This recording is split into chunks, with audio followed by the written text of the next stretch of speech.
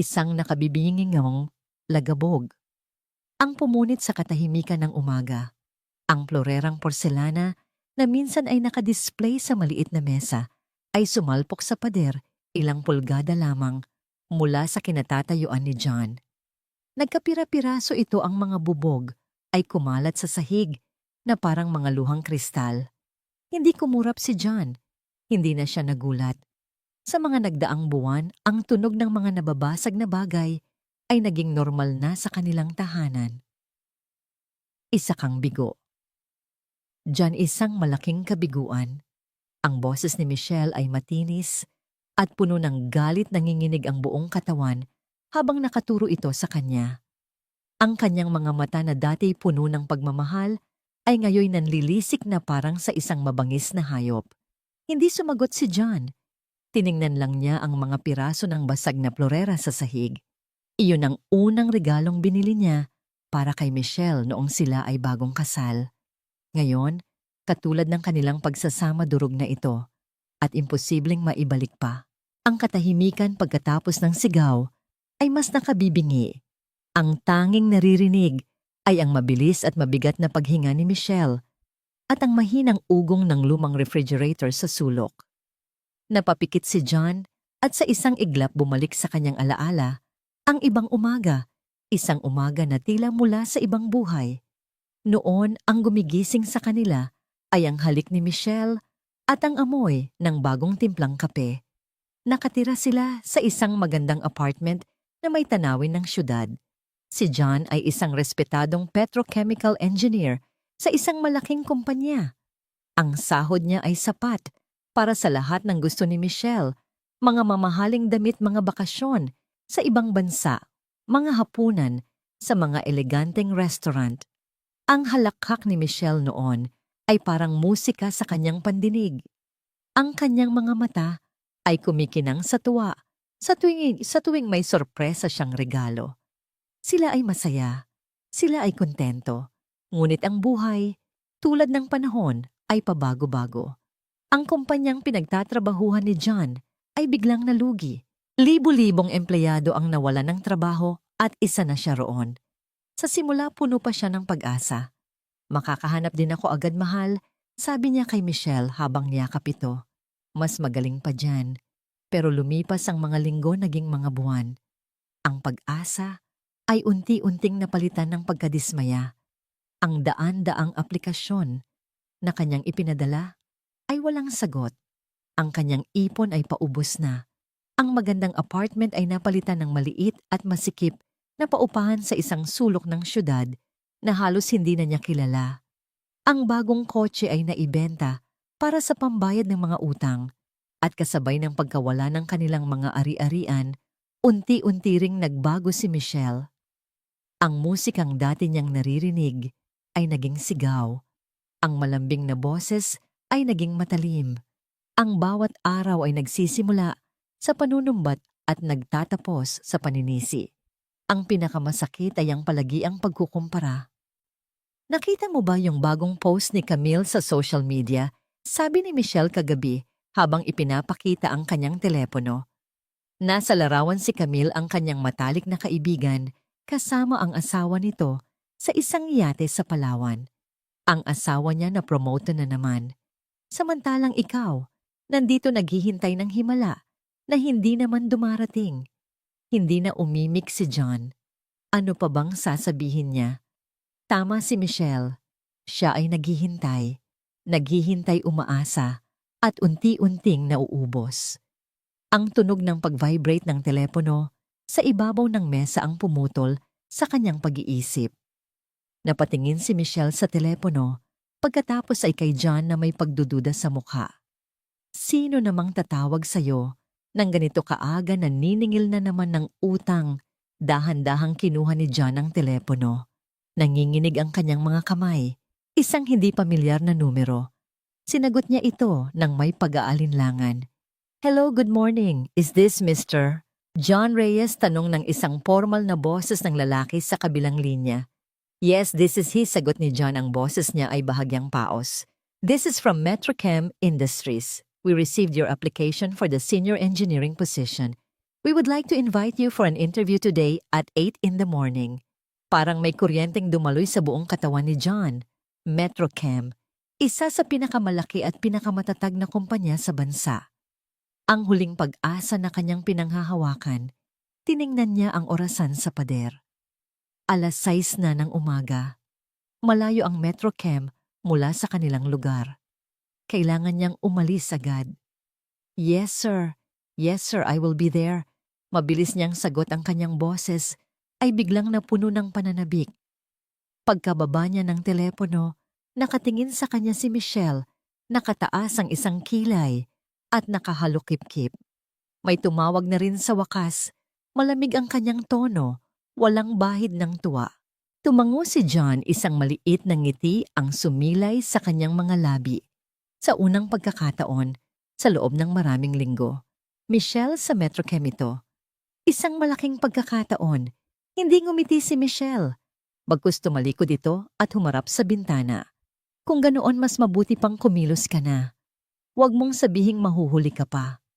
May kung anong kumirot sa dibdib ni John, ngunit isinantabi niya ito. Ito ang mahalaga ngayon. Ang interview. Ang pagkakataon. Nagmamadali siyang pumasok sa kanilang maliit na silid. Binuksan niya ang aparador at kinuha ang nag-iisang disenteng damit na natitira sa kanya, isang puting long-sleeved shirt na medyo kupas na ang kwelyo at isang pares ng itim na slacks. Isinuot niya ito nang may pag-iingat. Maingat niyang sinuklay ang kanyang buhok, sinubukang ayusin ang sarili para magmukhang kagalang-galang. Bago umalis, humarap siya sa basag na salamin na nakasabit sa dingding. Ang nakita niya ay hindi na ang dating John Reyes na puno ng kumpiyansa at sigla. Ang tumitig pabalik sa kanya ay isang lalaking pagod. May malalalim na guwang sa ilalim ng mga mata at may mga guhit ng pag-aalala sa noo. Napabuntong hininga siya. Ito na, yun, bulong niya sa sarili.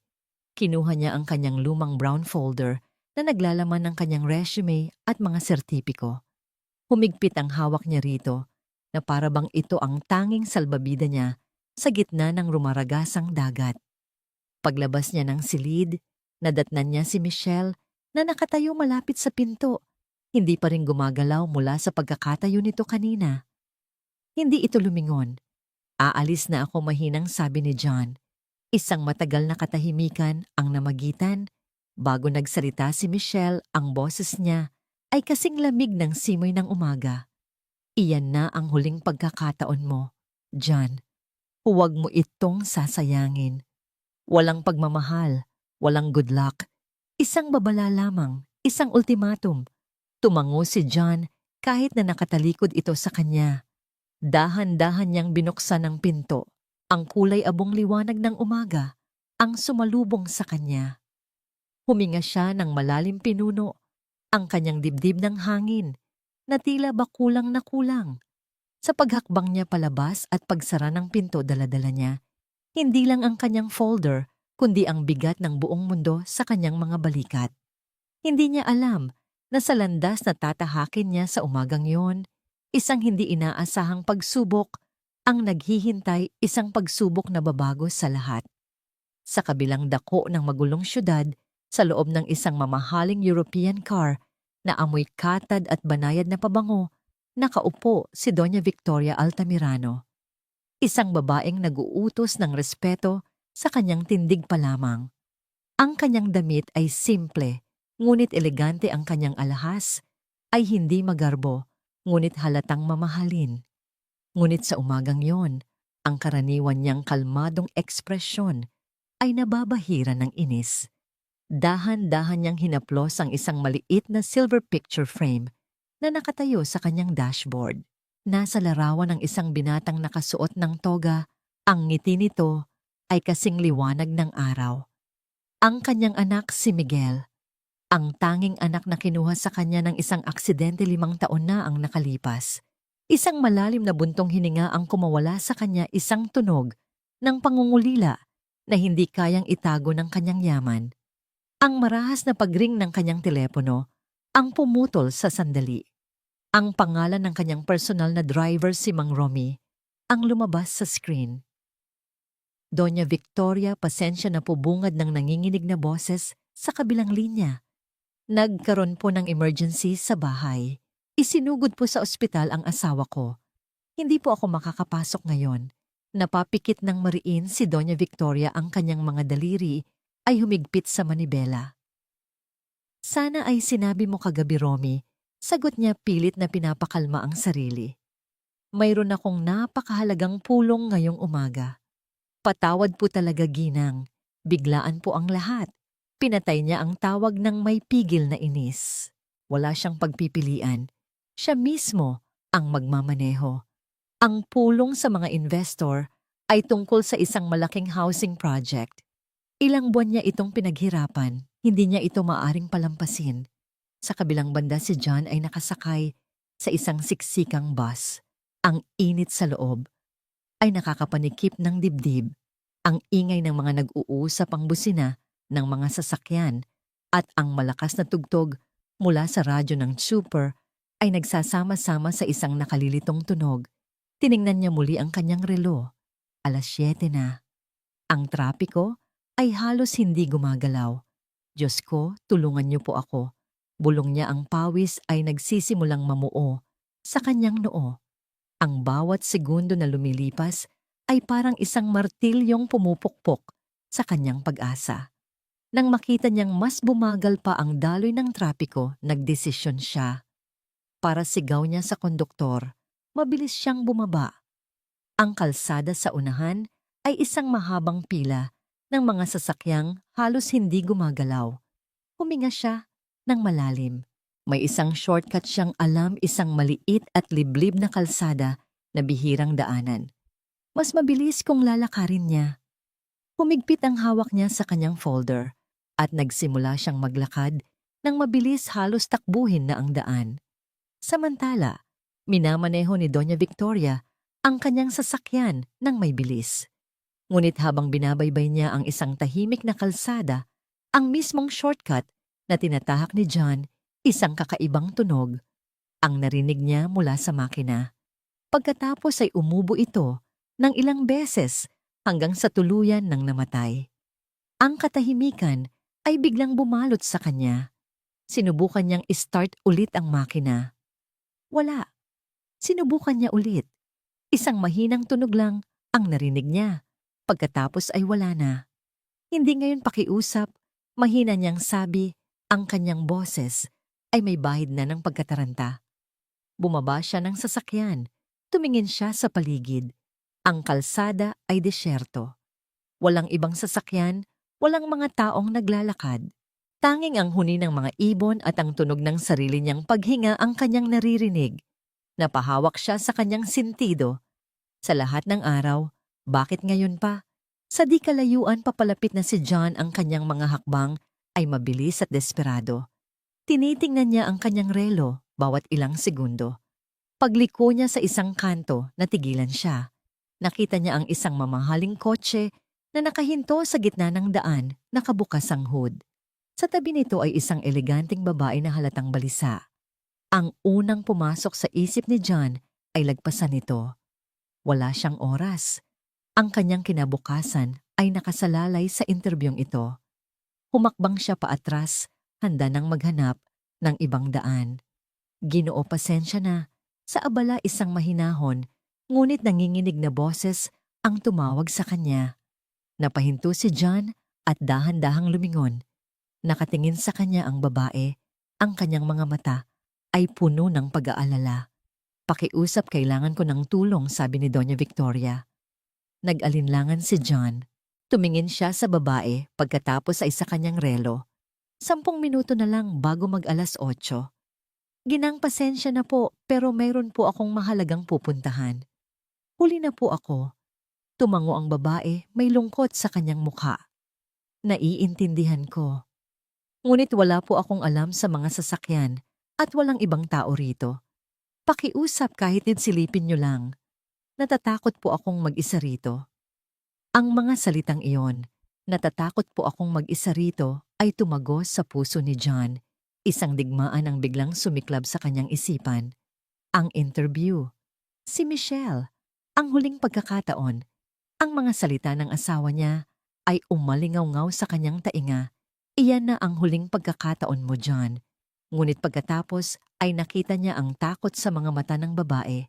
Isang takot na totoo. Isang takot na hindi niya kayang talikuran. Paano kung may mangyaring masama sa kanya? Paano kung mapahamak siya dahil tinalikuran niya ito? Makakatulog pa ba siya ng mahimbing? Isang malalim na buntong hininga ang pinakawalan ni John. Isang pagsuko sa kung ano ang tama. Sige po, ginang. Susubukan ko pong tingnan. Isang ngiti ng ginhawa ang sumilay sa mga labi ni Doña Victoria. Salamat. Maraming salamat. Lumapit si John sa sasakyan at sinilip ang makina. Sa kabila ng pagmamadali, ang kanyang mga galaw ay kalmado at tiyak. Tiningnan niya ang mga kable, ang baterya, ang mga piyesa. Ilang sandali lang, nakita niya ang problema. Isang terminal ng baterya ang bahagyang natanggal. Malamang dahil sa lubak sa kalsada. Maingat niya itong ibinalik at hinigpitan. Subukan niyo na po ngayon, ginang, sabi niya, habang pinupunasan ng grasa sa kanyang mga kamay gamit ang isang panyo. Pumasok si Doña Victoria sa kotse at pinihit ang susi. Muling umugong ang makina, malakas at matatag. Napangiti siya ng malapad. Gumagana na. Salamat, Hiyo, salamat. Mabilis na tumango si John. Kailangan ko na pong umalis. Huli na po talaga ako. Bumukas ang pinto ng kotse at bumaba si Doña Victoria. Sandali, saan ka pupunta? Ihahatid na kita. Iyon na lang ang pinakamaliit na magagawa ko. Umiling si John. Wag na po, ginang. Salamat po. Pero saan ba ang punta mo, tanong ni Doña Victoria. Ang kanyang boses ay puno ng pag-aalala. Itinuro ni John ang direksyon na kanyang tinatahak. Doon po. Itinuro naman ni Doña Victoria ang kabaligtaran.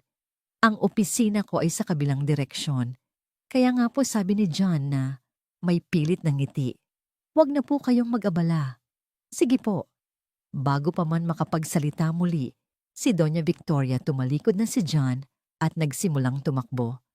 Buong lakas siyang tumakbo, ang kanyang folder ay mahigpit na hawak sa kanyang dibdib.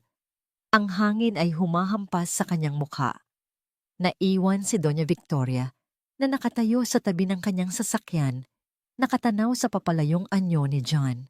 Pinanood niya ito hanggang sa maging isang maliit na tuldok na lamang ito sa dulo ng kalsada. Isang kakaibang pakiramdam ang bumalot sa kanya, isang halo ng pasasalamat, paghanga at isang hindi maipaliwanag na pag-aalala. Isang mabuting tao. Bulong niya sa hangin ang kanyang mga mata ay hindi inaalis sa direksyon kung saan nawala ang lalaki.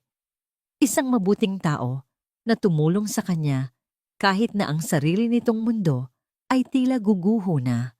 Ang bawat paghinga ni John ay isang matalim na kirot sa kanyang dibdib. Ang kanyang mga baga ay nag-aapoy at ang bawat hakbang ay tila mas mabigat kaysa sa nauna. Ngunit hindi siya tumigil. Sinalubong niya ang nagtataasang gusali ng Metrocam na parang isang manlalakbay na sa wakas ay natanaw ang kanyang destinasyon pagkatapos ng isang nakakapagod na paglalakbay. Basang-basa ng pawis ang kanyang damit, magulo ang kanyang buhok at ang kanyang hininga ay putol-putol. 8:30 na nang marating niya ang umiikot na salaming pinto ng lobby. Huli na siya ng 30 minuto. Pumasok siya sa malawak at malamig na lobby. Ang sahig ay kumikinang na parang salamin ng hangin, ay amoy mamahaling air freshener at ang mga taong naglalakad ay nakasuot ng mga plansadong damit na may kumpiyansa. Biglang naramdaman ni John ang kanyang sarili na maliit at hindi kabilang. Lumapit siya sa reception desk kung saan isang babaeng may mataray na hitsura ang nakaupo. Magandang umaga, sabi ni John pilit na pinapakalma ang kanyang hininga. Narito ako para sa interview, para sa senior engineering position. Tiningnan siya ng babae mula ulo hanggang paa. Ang kanyang mga mata ay humuhusga. Itinaas niya ang isang kilay. Ano pong pangalan ninyo? John Reyes po. Nagtipa ang babae sa kanyang computer. Mr. Reyes, ang schedule ninyo ay 8:00. Huli na kayo. Alam ko po, pasensya na. Nagkaroon po ng emergency sa daan. Pwede pa po ba pakiusap ni John? Hindi sumagot ang babae, sa halip kinuha nito ang telepono. Sir, narito na po si Mr. John Reyes. Isang sandali ng katahimikan. Opo, sige po. Ibinaba niya ang telepono at muling tumingin kay John nang walang emosyon. Hintayin ninyo ang hiring manager. Umupo si John sa isa sa mga plush na upuan sa waiting area. Ang puso niya ay kumakabog ng malakas sa kanyang dibdib. Sana maintindihan nila. Sana bigyan nila ako ng pagkakataon. Ilang minuto ang lumipas, bumukas ang isang pinto at lumabas ang isang lalaking nakasuot ng mamahaling suit. Pamilyar ang kanyang mukha. Habang papalapit ito, nanlaki ang mga mata ni John. Hindi maaari. Ngumiti ang lalaki, isang ngiti na hindi umabot sa kanyang mga mata. Isang ngiti na puno ng panunuya. John Reyes, sabi nito, ang boses ay puno ng huwad na pagkagulat. Hindi ako makapaniwala. Ikaw nga, siya si Patrick. Si Patrick Suarez, ang dati niyang kasamahan sa nakaraang kumpanya. Isang taong palaging naiinggit sa kanyang mga tagumpay, na palaging gumagawa ng paraan para siraan siya sa kanilang mga boss. Ngayon, siya ang hiring manager. Ang tadhana ay tila naglalaro ng isang malupit na biro. Patrick, sabi ni John, tumayo siya. Ikaw pala. Ang manager dito. Oo, John. Maraming nagbago. Hindi ba, sabi ni Patrick habang tinitingnan si John mula ulo hanggang paa, halatang pinapansin ang gusot niyang damit at pagod na hitsura. Narinig ko ang nangyari sa dati nating kumpanya. Kawawa ka naman. At ngayon, nag-a-apply ka rito. At huli ka pa. Naramdaman ni John na namula ang kanyang mukha. Patrick, pasensya na. Mayroon lang talagang nangyari. Huwag mo nang ipaliwanag, putol ni Patrick, itinaas ang isang kamay. Ang nangiti sa kanyang mukha ay nawala, napalitan ng isang malamig at mayabang na ekspresyon. Lumakad siya nang mas malapit sapat na para marinig lang ni John ang kanyang susunod na sasabihin. Alam mo, John, isa sa mga pinakamahalagang katangian na hinahanap namin dito sa Metrochem ay ang profesionalismo. Ang pagiging nasa oras ay tanda niyan. Kung sa interview pa lang ay huli ka na, ano pa kaya kapag empleyado ka na namin? Bumaling si Patrick sa ibang mga aplikante na naghihintay sa lobby na ngayon ay nakatingin na sa kanila. Itinaas niya ang kanyang boses para marinig ng lahat. Ang isang taong hindi marunong magpahalaga sa oras ay walang puwang sa kumpanyang ito. Siya ay pabaya at walang respeto. Katulad mo, ikaw pa rin ang dating John na walang kwenta. Ang bawat salita ay parang isang suntok sa sikmura ni John. Naramdaman niya ang mga mata ng ibang tao na nakatutok sa kanya, puno ng awa at panghuhusga. Kinuha ni Patrick ang folder mula sa kamay ni John. Binuklat niya ito saglit pagkatapos ay binitawan. Ang mga papel, ang kanyang resume, ang kanyang mga pinaghirapan, ang kanyang mga pangarap ay kumalat sa makintab na sahig. Maaari ka nang umalis, Mr. Reyes. Sayang lang ang oras namin sa'yo. Parang nabingi si John. Ang tanging naririnig niya ay ang malakas na pagtibok ng sarili niyang puso. Nakatayo lang siya roon, hindi makagalaw habang si Patrick ay tumalikod na at naglakad palayo na parang walang nangyari. Dahan-dahan yumuko si John. Nanginginig ang kanyang mga kamay habang isa-isang pinupulot ang kanyang mga papel mula sa sahig. Ang kanyang dignidad ay tila kasamang dinudurog sa bawat piraso ng papel na kanyang kinukuha.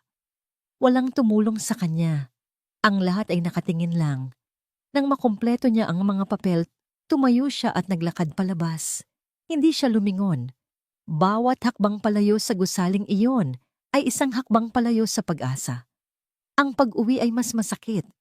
Ang bus na sinakyan niya ay tila mas mabagal, ang mga pasahero ay tila mas maingay. Ang bawat sulok ng syudad ay tila nangungutya sa kanya.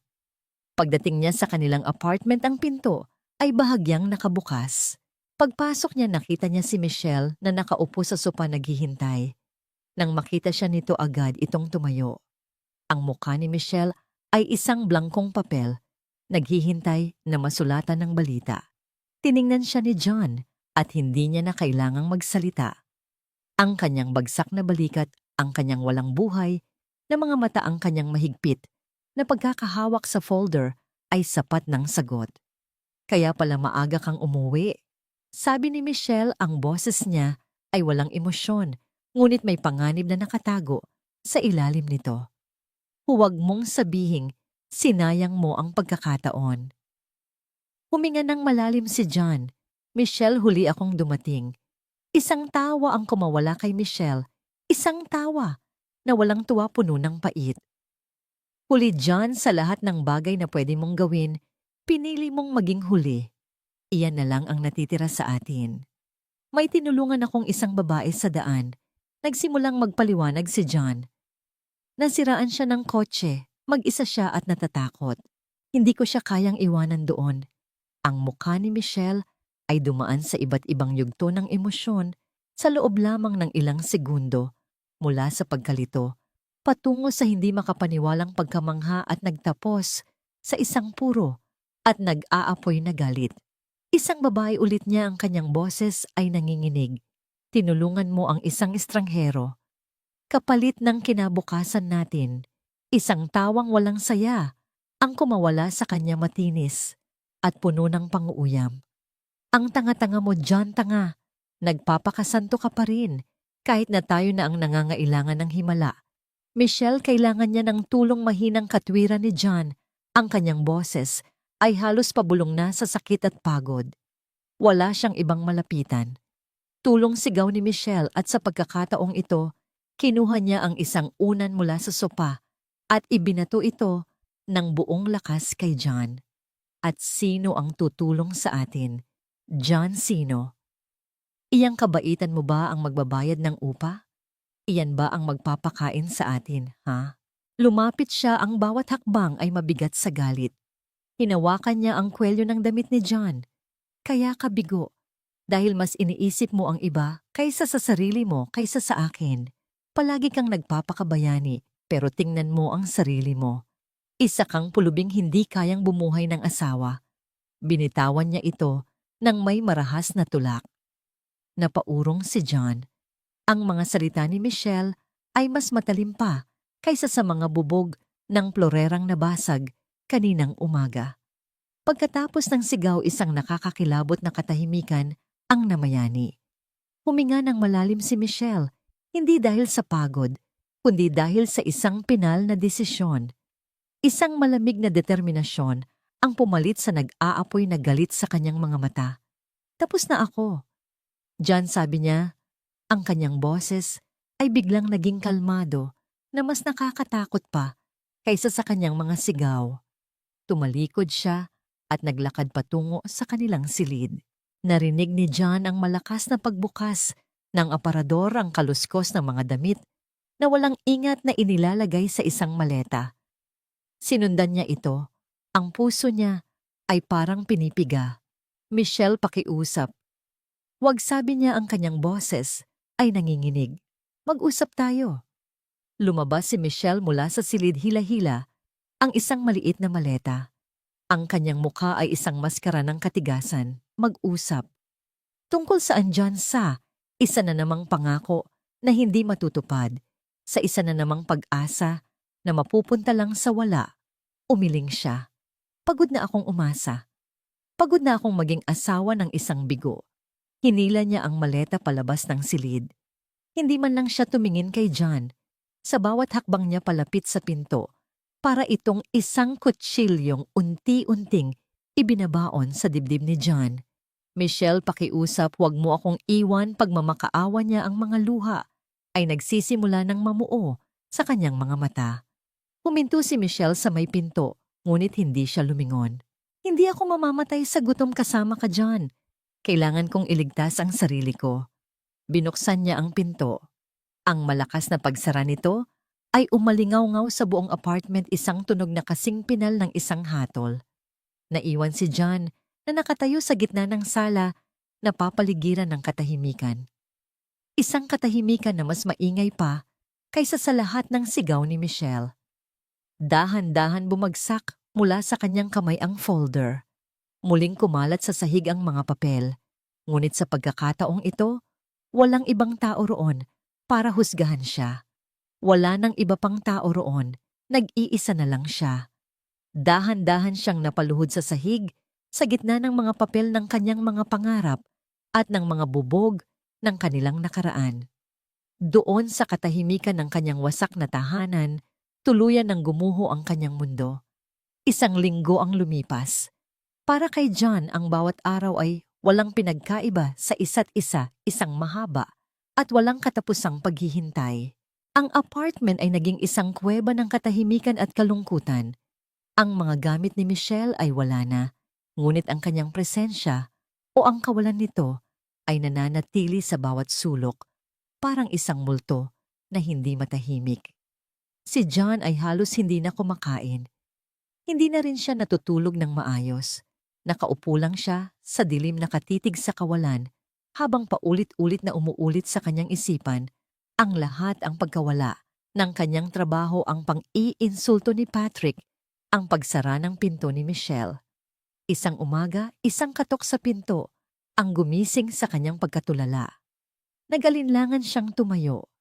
Sino ang pupunta sa kanya? Wala na siyang inaasahang bisita. Pagbukas niya ng pinto, isang delivery man na nakauniforme ang bumungad sa kanya. May hawak na isang manipis na brown envelope. Para po kay Mr. John Reyes, sabi ng lalaki walang emosyon. Kinuha ito ni John. Ang kanyang pangalan at address ay nakasulat sa labas sa isang pamilyar na sulat kamay. Alam na niya kung kanino ito galing. Isinara niya ang pinto at naupo sa sahig. Nanginginig ang kanyang mga kamay habang binubuksan ng envelope. Sa loob, may dalawang bagay, isang set ng mga opisyal na dokumento at isang maliit na bagay na kumikinang, ang divorce papers at ang kanilang wedding ring. Tinitigan niya ang singsing na nasa kanyang palad. Napakaliit na bagay, ngunit naglalaman ng bigat ng lahat ng kanilang mga pangako-pangarap at ngayon ng kanilang kabiguan. Parang may pumiga sa kanyang puso, inuubos ang lahat ng natitirang hangin sa kanyang mga baga. Gumuho siya. Hindi isang malakas na paghagulgol kundi isang tahimik na pagbagsak. Ang kanyang katawan ay nanghina at napahiga siya sa sahig, yakap-yakap. Ang singsing sa kanyang dibdib. Ang mga luha na matagal na niyang pinigilan ay sa wakas ay bumuhos dumadaloy sa kanyang mukha na walang tigil. Tapos na talaga. Wala nang babalikan. Kinabukasan alam ni John na hindi siya maaaring manatili roon. Ang apartment ay papatayin siya sa kalungkutan. Kailangan niyang kumilos. Kailangan niyang mabuhay kahit hindi niya alam kung para saan pa. Nagsuot siya ng simpleng t-shirt at maong at lumabas. Naglakad siya ng walang direksyon, ng init ng araw ay tumatama sa kanyang balat. Pumasok siya sa bawat maliit na tindahan at kainan na kanyang madaanan. May bakante po ba kayo? Kahit ano pong trabaho ulit-ulit niyang sabi. Ngunit ang sagot ay palaging pareho. Isang pag-iling. Isang pagtingin sa kanya mula ulo hanggang paa na parang sinasabing hindi ka bagay dito. Ang kanyang malinis na pananamit at itsura, kahit napagod, ay nagsasabing hindi siya sanay sa mabibigat na trabaho. Sa pagod at gutom, napadpad siya sa isang malaking construction site. Ang ingay ng mga martilyo, ang sigawan ng mga trabahador, at ang alikabok mula sa semento ay bumalot sa hangin. Ito ay isang mundo na napakalayo sa dati niyang buhay na may air-conditioned na opisina at tahimik na mga pagpupulong. Isang bahagi niya ang gustong tumalikod, ngunit ang kumakalam niyang sikmura at ang kawalan ng pag-asa ay nagtulak sa kanya papasok. Nilapitan niya ang isang lalaking may malaking katawan at seryosong mukha na tila siyang namamahala. Ang supervisor, "Ginoo, naghahanap po ako ng trabaho. Kahit ano po."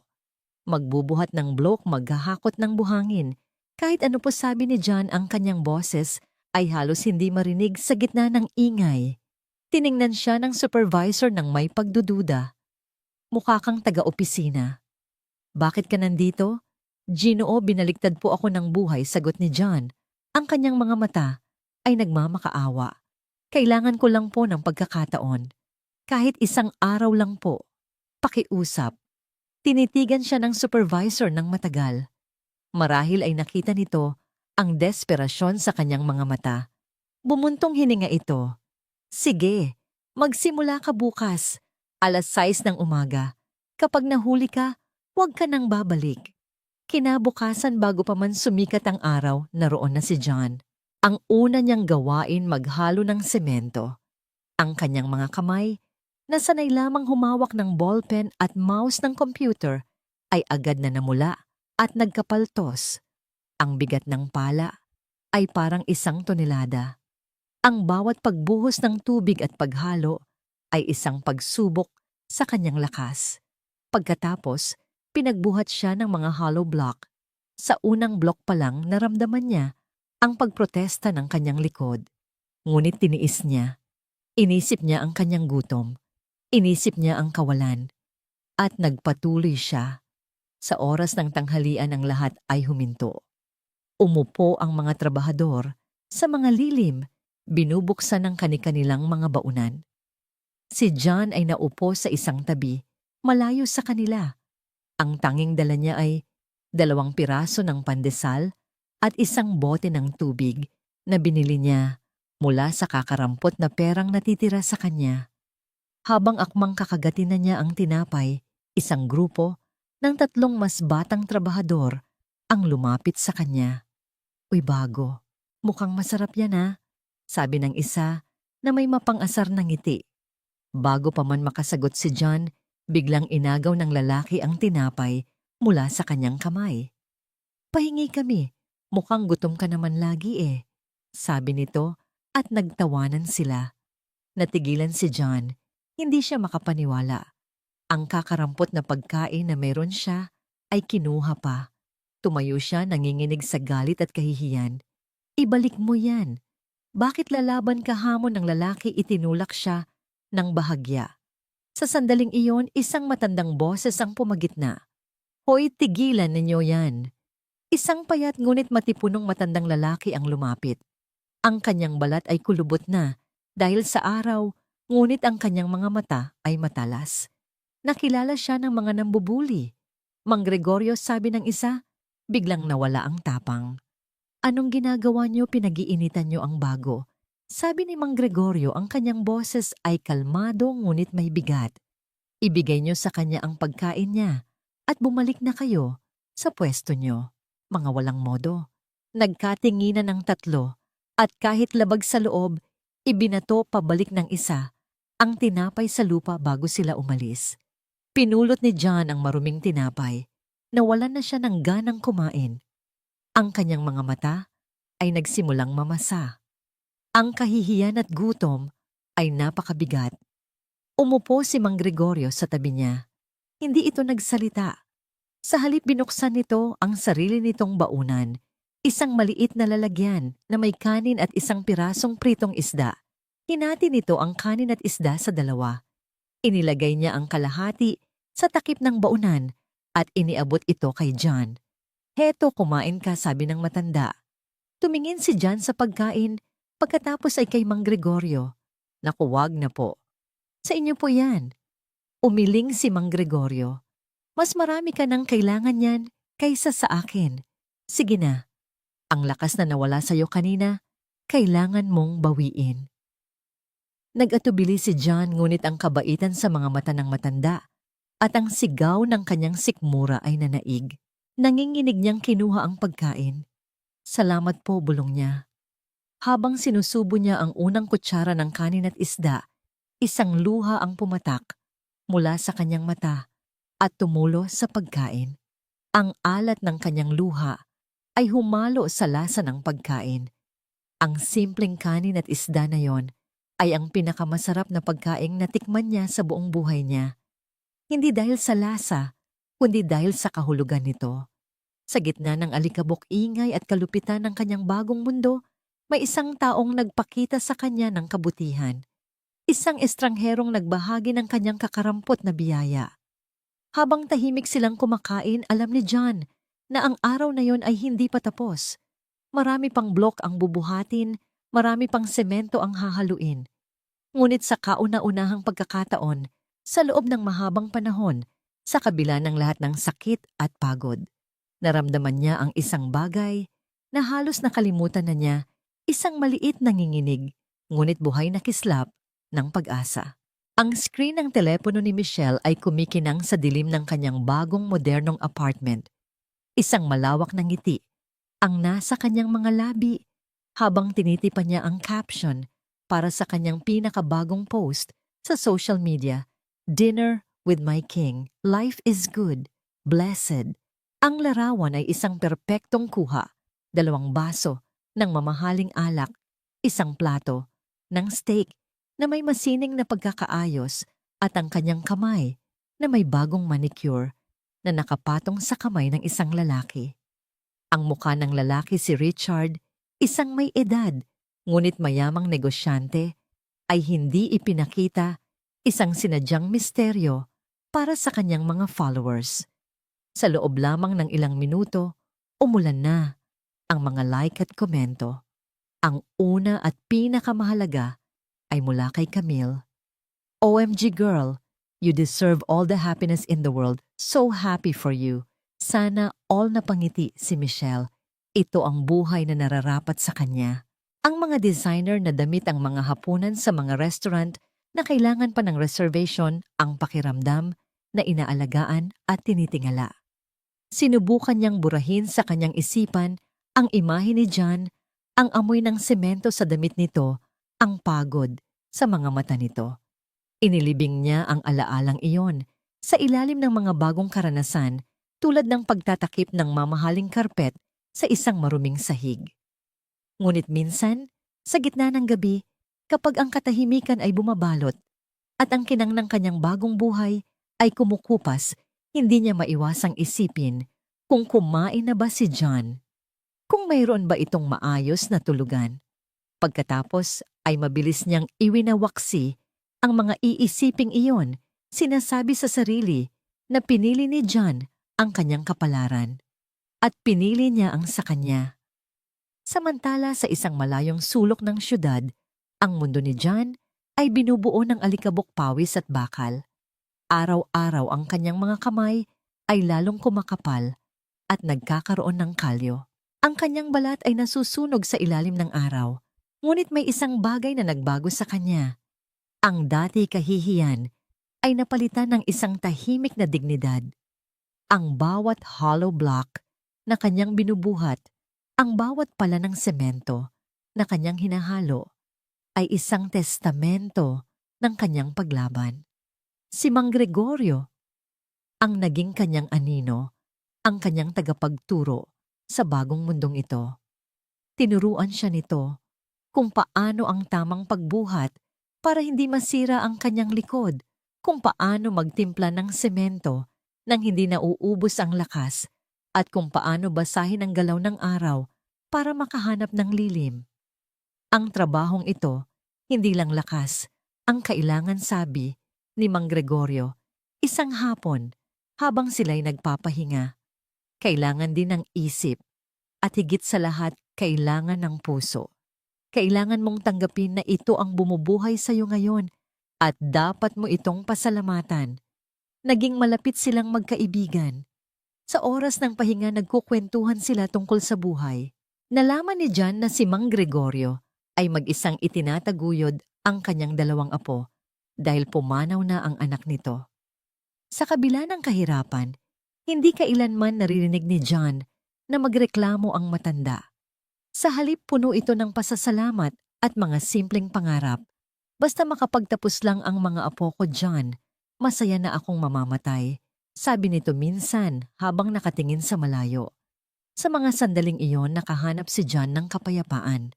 Ang kanyang mga problema na dati tila katapusan na ng mundo ay naging mas maliit kung ikukumpara sa mga pagsubok ng iba. Sa gitna ng paghihirap, natagpuan niya ang tunay na kahulugan ng pagiging tao. Sa kabilang banda sa tore ng kanyang kapangyarihan, Si Doña Victoria Altamirano ay hindi matahimik.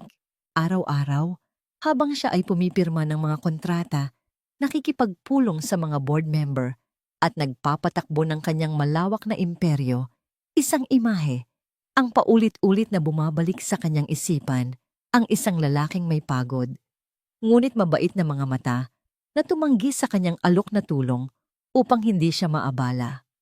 Nagsimula ito bilang isang simpleng pasasalamat, ngunit habang lumilipas ang mga araw ito, ay naging isang uri ng obsesyon, isang pag-aalala. Paano kung dahil sa pagtulong niya sa akin, lalo siyang napahamak bulong niya sa sarili, isang gabi, habang nakatingin sa mga ilaw ng syudad mula sa kanyang penthouse. Sabi niya huli na siya. Para saan? Sa isang job interview.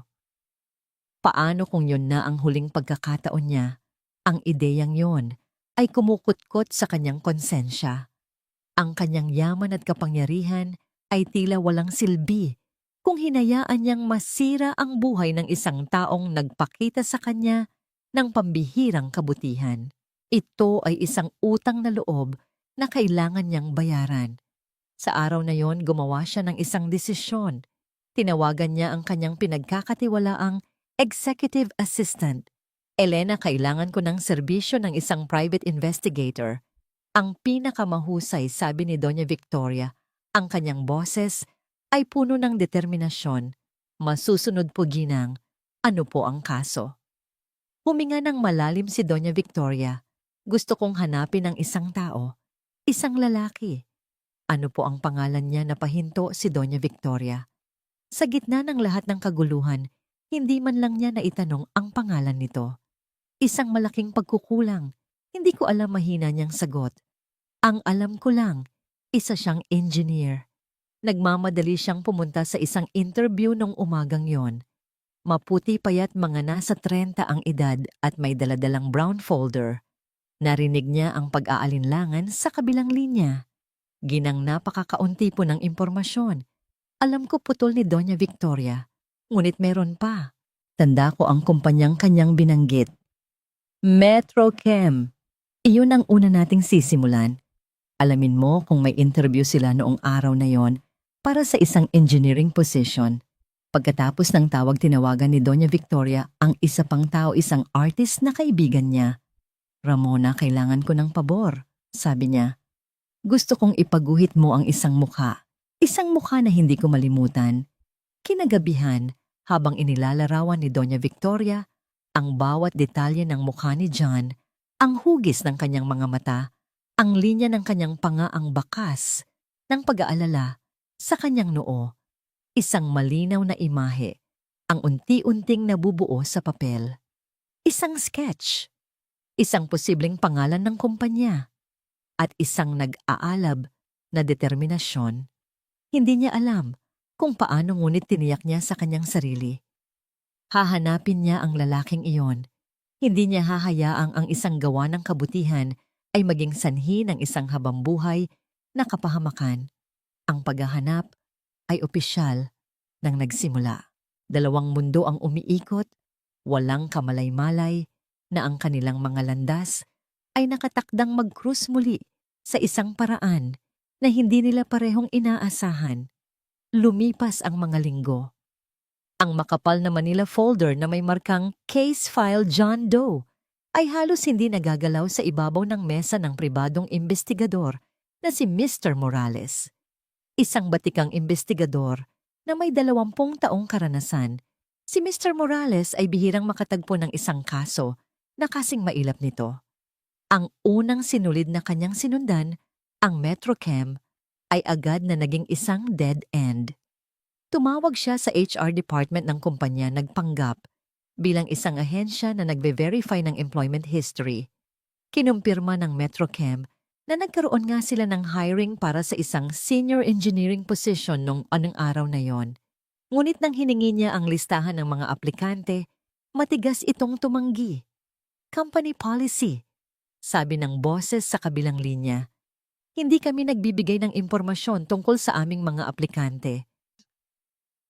Sinubukan ni Mr. Morales na gamitin ang kanyang mga koneksyon, ngunit ang Metrochem ay isang kumpanyang mahigpit na binabantayan ang kanilang mga sikreto. Walang makuhang listahan, walang pangalan. Bumalik siya kay Doña Victoria dala ang masamang balita. Kung ganoon hanapin natin ang lahat ng petrochemical engineer sa buong Metro Manila na nawalan ng trabaho sa nakalipas na 6 na buwan, utos ni Doña Victoria hindi natitinag. Imposibleng walang record. Magsimula ka sa mga unyon sa mga asosasyon ng mga engineer. Sumunod si Mr. Morales. Ito ay isang trabahong nangangailangan ng napakatinding pasensya. Inabot ng ilang linggo ang paghahalungkat sa mga database, pagtawag sa mga opisina at pagtatanong sa mga tao. Nakakuha siya ng isang listahan na may halos 200 pangalan. Isa-isa niyang sinuri ang mga ito, inihahambing sa artist sketch na ibinigay ni Doña Victoria. Ang ilan ay masyadong matanda, ang iba ay masyadong bata, ang iba ay hindi tumutugma sa itsura. Ang proseso ay nakakapagod at tila walang katapusan. Samantala, sa bagong buhay ni Michelle, nagsisimula ng lumitaw ang mga unang lamat sa perpektong larawan na kanyang ipinipinta. Si Richard, ang kanyang mayamang benefactor, ay hindi ang prinsipe na kanyang inakala. Sa publiko siya ay kaakit-akit at mapagbigay. Ngunit sa pribado, siya ay naging isang lalaking mapagkontrol at dominante. Saan ka pupunta? Tanong nito isang gabi nang makita siyang nag-aayos para lumabas. Makikipagkita lang ako kay Camille, sagot ni Michelle. I-cancel mo, sabi ni Richard, hindi inaalis ang tingin sa kanyang laptop. Samahan mo ako sa isang business dinner. Kailangan ko ng magandang palamuti sa aking tabi. Hindi iyon isang pakiusap, kundi isang utos. Natigilan si Michelle. Palamuti. Iyon ba ang tingin niya sa kanya? Sinubukan niyang tumanggi. Pero Richard, may usapan na kami ni Camille. Biglang tumayo si Richard at lumapit sa kanya. Hinawakan nito ang kanyang panga ng may diin. Michelle, kapag sinabi kong gagawin mo ang isang bagay, gagawin mo. Naiintindihan mo ba? Ang lahat ng tinatamasa mo itong apartment, ang mga damit ang pera, ay galing sa akin. Ang kapalit niyan ay ang iyong pagsunod. Ang lamig sa kanyang mga mata ay nagpatindig ng balahibo ni Michelle. Sa sandaling iyon, naramdaman niya ang isang takot na hindi niya kailanman naramdaman kay John kahit sa pinakamahirap nilang panahon. Tumango na lang siya walang imik. Ang gabi ay lumipas na parang isang bangungot.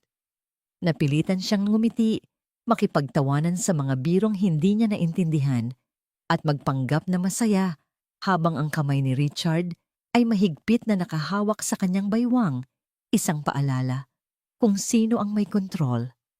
Nagsimula siya ng makaramdam na siya ay isang ibon sa isang gintong hawla, maganda inaalagaan, ngunit hindi malaya. Sa construction site, patuloy ang mabigat na trabaho. Isang umaga, dinala ang kanilang grupo sa isang bagong lokasyon. Isang malawak na lupain sa labas ng syudad kung saan isang malaking proyekto ang sisimulan. Government housing project ito, paliwanag ni Mang Gregorio kay John. Malaki at matagalan. Dito na siguro tayo aabutin ng Pasko.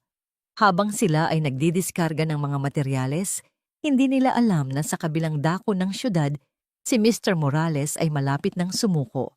Ang listahan ng 200 pangalan ay naubos na. Walang tumugma. Ginang pasensya na po, sabi niya sa telepono kay Doña Victoria. Ginawa ko na po ang lahat. Baka po kailangan na nating itigil ito. Para po tayong naghahanap ng karayom sa isang buntonon ng dayami. Isang mahabang katahimikan ang sumunod. Akala ni Mr. Morales ay papayag na si Doña Victoria. Ngunit nang magsalita ito ang kanyang boses ay mas matatag kaysa dati.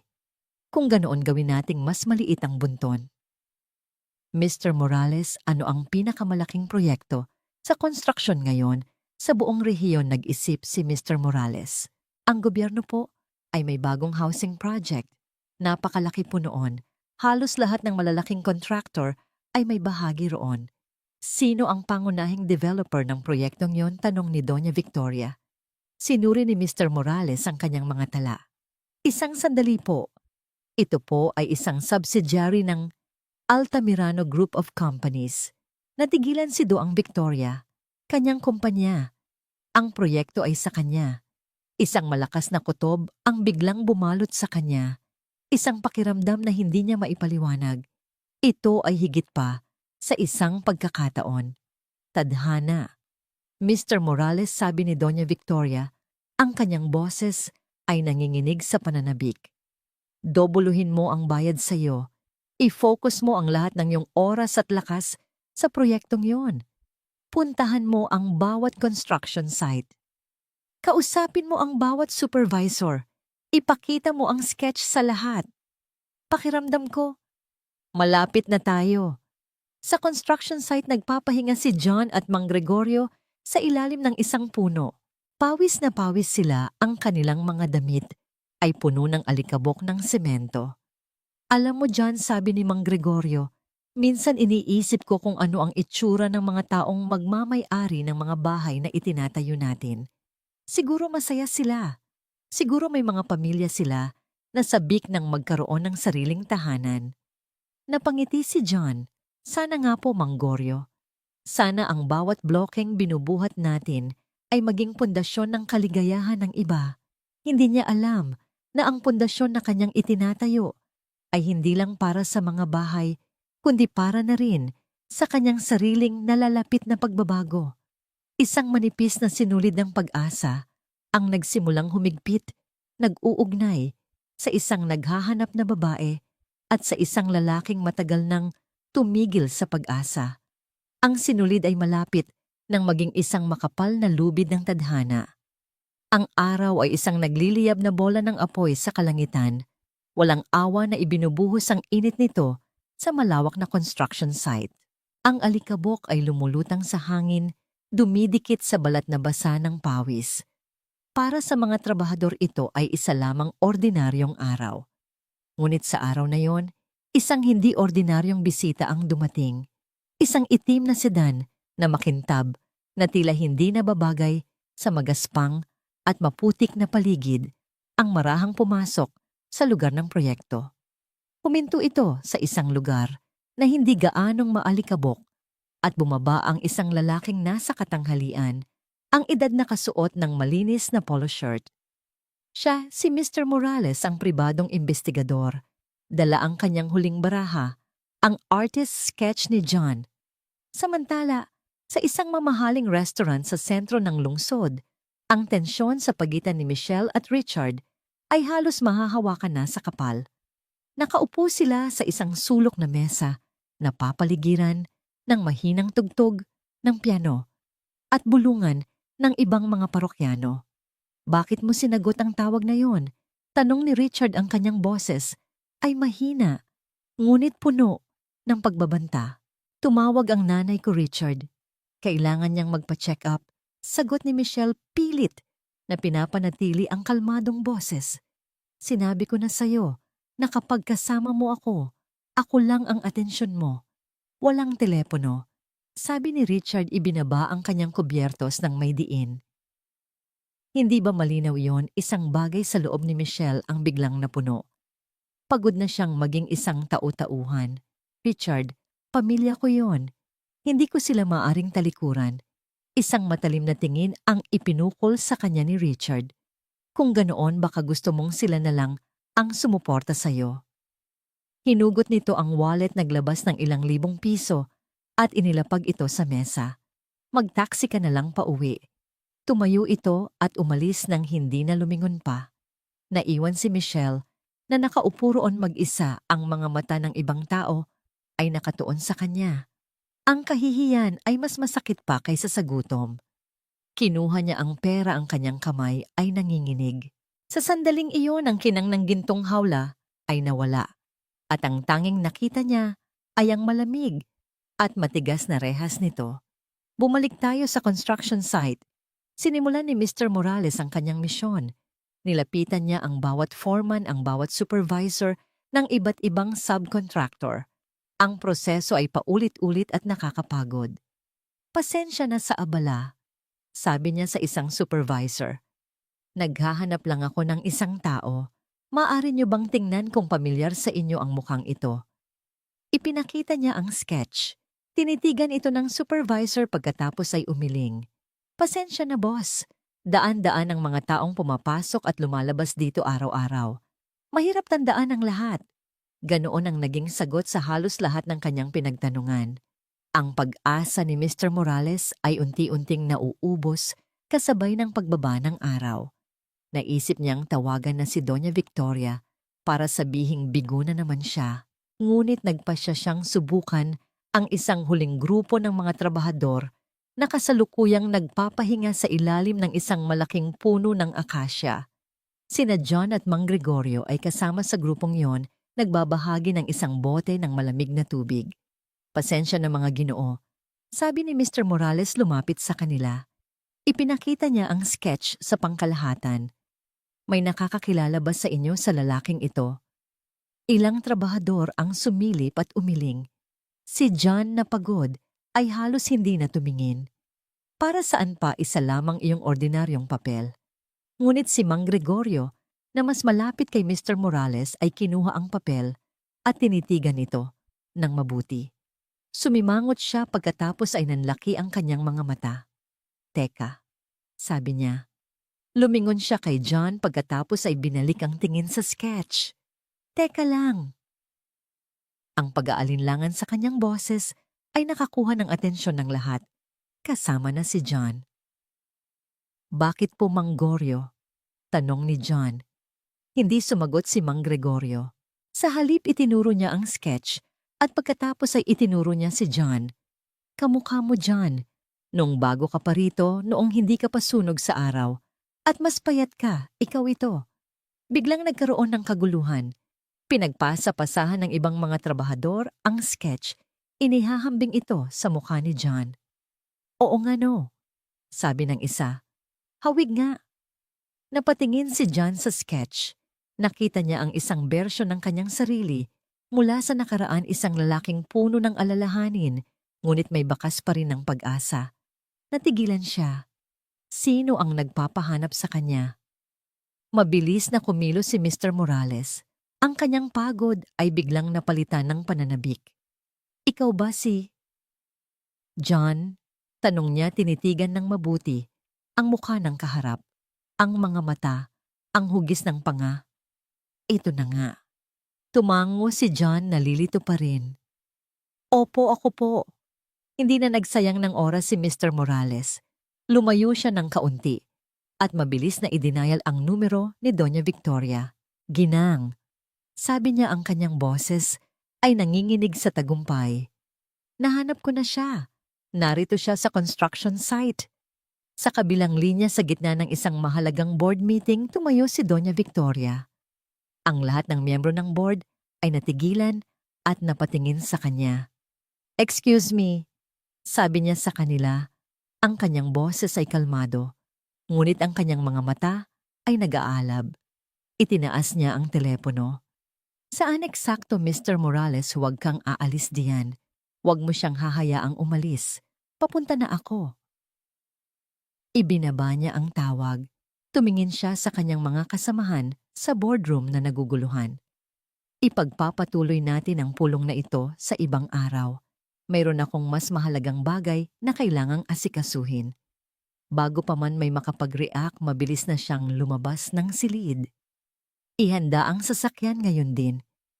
Utos niya sa kanyang assistant habang naglalakad siya ng mabilis. Pumunta tayo sa government housing project site sa labas ng syudad. Bilisan ninyo. Ang mamahaling sedan ni Doña Victoria, ang mismong sasakyan na inayos ni John, ay muling bumaybay sa kalsada. Ngunit sa pagkakataong ito ay patungo sa kanya. Ang bawat kilometrong kanilang tinatahak ay naglalapit sa 2 taong pinagtagpo ng isang simpleng akto ng kabutihan. At ngayon ay muling pagtatagpuin ng isang desisyon na puno ng pasasalamat. Sa construction site si John ay napapaligiran pa rin ng mga nag-uusisang kasamahan. Siya ay tuliro, walang ideya sa paparating na pagbabago. Ang alam lang niya, isang hindi kilalang tao ang naghahanap sa kanya. Isang bagay na hindi nangyari sa kanya sa loob ng napakatagal na panahon. Ang nagbabagang araw ay patuloy sa pagpapakawala ng init, ngunit sa abot-tanaw isang ulap ng alikabok ang nagsimulang mabuo, nililikha ng isang sasakyang mabilis na papalapit. Isang sasakyang magdadala ng pagbabago sa direksyon ng hangin. Ang tunog ng papalapit na sasakyan ay naging mas malinaw, pumupunit sa monotonong ingay ng construction site. Lahat ng mga trabahador kasama na si John ay napalingon. Ang makintab na itim na sedan ay marangyang huminto ilang metro mula sa kanila. Ang alikabok na nilikha nito ay dahan-dahang humupa na parang isang kurtinang unti-unting bumubukas sa entablado. Unang bumaba ang driver na naka-uniforme at mabilis na binuksan ang pinto sa likuran. Isang paa na nakasuot ng eleganteng sapatos ang unang lumabas, sinundan ng isang babaeng may tindig ng kapangyarihan at awtoridad. Si Doña Victoria Altamirano. Sa ilalim ng matinding sikat ng araw, tinakpan niya ang kanyang mga mata gamit ang isang kamay at sinuri ang paligid. Ang kanyang mga mata ay naglakbay sa grupo ng mga marurungis na trabahador hanggang sa tumuon ito sa isang partikular na mukha, isang mukha na mas payat, mas sunog sa araw, ngunit hindi maikakailang pareho sa mukha na nakaukit sa kanyang alaala. Sa sandaling iyon, ang mundo ni John ay tila huminto sa pag-ikot. Nakita niya ang babae. Ang babae mula sa kalsada. Ang babaeng tinulungan niya. Ang babaeng dahilan kung bakit nawala sa kanya ang lahat. Ngunit sa pagtingin niya sa kanya, walang galit o paninisi sa kanyang puso. Tanging pagkalito at pagkamangha. Dahan-dahang naglakad si Doña Victoria, palapit ang kanyang mamahaling sapatos ay lumulubog ng bahagya sa malambot na lupa. Ang bawat hakbang niya ay puno ng layunin. Ang mga trabahador ay automatikong nagbigay daan na parang mga alon na humahati para sa isang barko. Huminto siya sa mismong harapan ni John. Ang puso ni John ay nagsimulang tumibok ng napakabilis. Ano ang ginagawa niya rito? Ikaw nga, bulong ni Doña Victoria. Ang kanyang boses ay isang halo ng ginhawa at lungkot. Tiningnan niya ang damit ni John na puno ng semento ang kanyang mga kamay, na may kalyo ang pagod sa kanyang mukha. Ikaw nga ang lalaking tumulong sa akin. Natulala si John. Tumango lang siya, hindi makapagsalita. Matagal kitang hinanap, patuloy ni Doña Victoria. Ang kanyang boses ay lumambot. Gusto kong magpasalamat at gusto kong humingi ng tawad. Humingi ng tawad sa wakas ay nagawa ni John na magsalita, ang kanyang boses ay paos. Para saan po? Dahil sa pagtulong mo sa akin, nahuli ka sa iyong pupuntahan, hindi ba, sabi ni Doña Victoria, ang kanyang mga mata ay puno ng pagsisisi. Isang job interview, tama ba ako? Muling tumango si John. Ang alaala ng kahihiyan sa lobby ng Metrochem ay bumalik, matalim at masakit. Hindi ko nakuha ang trabaho, mahina niyang sabi. Isang buntong hininga ng kalungkutan ang kumawala kay Doña Victoria. Alam ko. At iyon ang dahilan kung bakit ako narito. Bumaling siya sa supervisor ng construction site na ngayon ay papalapit, nagtataka kung sino ang mahalagang bisita. Ikaw ba ang namamahala rito? Tanong ni Doña Victoria. Ang kanyang boses ay biglang naging matatag at puno ng awtoridad. O, opo, Ginang, sagot ng supervisor, biglang kinabahan. Ano ang pangalan ng lalaking ito? Tanong ni Doña Victoria, itinuro si John. Si John Reyes po, Ginang. Mula sa araw na ito, si Mr. John Reyes ay hindi na magtatrabaho para sa inyo, deklara ni Doña Victoria. Ang kanyang mga salita ay umalingaw-ngaw sa katahimikan na biglang bumalot sa lugar. Siya ay magtatrabaho na para sa akin. Siguraduhin mong ibibigay mo sa kanya ang lahat ng kanyang sahod kasama ang separation pay at isang buwang bonus. Naiintindihan mo ba na tigilan ang supervisor at si John at lahat ng nakarinig? Pero Ginang, sino po ba kayo? Naglakas loob na tanong ng supervisor. Ngumiti si Doña Victoria, isang ngiti na malamig at makapangyarihan. Ako si Victoria Altamirano. Ako ang nagmamay-ari ng lupang kinatatayuan ninyo, ng proyektong ito, at ng kumpanyang nagpapasweldo sa inyo. Parang isang bomba ang sumabog. Ang mga bulungan ay naging mga sigaw ng pagkabigla. Si Mang Gregorio ay napanganga hindi makapaniwala. Lumingon si Doña Victoria pabalik kay John, ang kanyang ekspresyon ay muling lumambot. Sumama ka sa akin, John. Mayroon tayong kailangang pag-usapan. Bago pa man makakilos si John, mabilis siyang hinila ni Mang Gregorio sa isang tabi. John, puntahan mo na bulong ng matanda. Ang kanyang mga mata ay nangingilid sa luha ng tuwa. Ito na ang biyaya na matagal mo nang hinihintay. Huwag mo nang pakawalan. Tumango si John, ang kanyang isip ay gulong-gulo pa rin. Naglakad siya patungo kay Doña Victoria na parang isang taong nasa panaginip. Pinagbuksan siya ng pinto ng driver at pumasok siya sa malamig at malinis na loob ng sasakyan. Isang mundo na napakalayo sa init at alikabok sa labas. Sumakay si Doña Victoria sa tabi niya. Habang paalis ang sasakyan, nakita ni John sa bintana ang mga mukha ng kanyang mga kasamahan, mga mukha ng pagkamangha-inggit at para kay Mang Gregorio, purong kaligayahan. Itinaas ng matanda ang kanyang kamay bilang paalam. Sa loob ng sasakyan, isang komportableng katahimikan ang namayani bago nagsalita si Doña Victoria. Gusto kong malaman ang lahat, John, ang buong kwento. At nagsimulang magkwento si John. Ikinuwento niya ang lahat, simula sa pagkawala ng kanyang trabaho, ang pagbabago ni Michelle, ang masakit na paghihiwalay, ang kahihiyan sa Metrochem, sa kamay ni Patrick, at ang kanyang pagbagsak hanggang sa maging isang construction worker. Hindi niya itinago ang anuman. Habang siya ay nagsasalita, tahimik na nakikinig si Doña Victoria. Hindi siya pumutol, ngunit nakita ni John ang pagbabago sa kanyang mga mata mula sa awa patungo sa pagkaunawa at nagtapos sa isang nag-aalab na determinasyon. Nang matapos si John, umiling si Doña Victoria. Walang sino man ang dapat danasin ang ganyang uri ng pagdurusa dahil lamang sa paggawa ng tama, sabi niya. Ang kabaitan ay hindi dapat pinaparusahan. Ito ay dapat na ginagantimpalaan. Kinuha niya ang kanyang handbag at naglabas ng isang card. Hindi isang business card, isang credit card na may walang limitasyong pondo. Ito, sabi niya, iniabot ito kay John. Pumunta ka sa pinakamalapit na mall. Bumili ka ng mga bagong damit, sapatos, lahat ng kailangan mo. Magpagupit ka. Mag-check-in ka sa isang disenteng hotel at magpahinga. Huwag kang mag-alala sa gastos. Natigilan si John. Ginang, hindi ko po ito matatanggap. Isipin mo na lang na ito ay isang cash advance para sa iyong bagong trabaho, putol ni Doña Victoria. Dahil bukas ng umaga, eksaktong 9:00, gusto kong makita ka sa aking opisina. Sa main office ng Altamirano Group, iniabot niya sa kanya ang isang business card.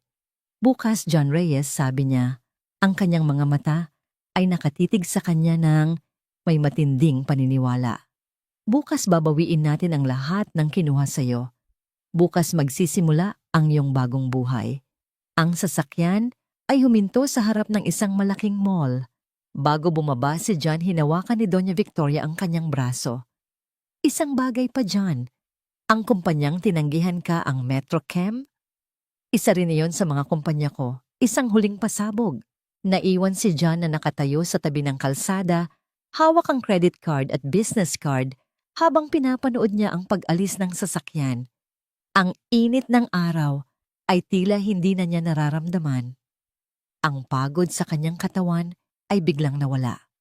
Tumingin siya sa kanyang maruruming kamay. Pagkatapos ay sa business card na may nakaukit na gintong pangalan, Doña Victoria Altamirano, CEO and President Altamirano, Group of Companies.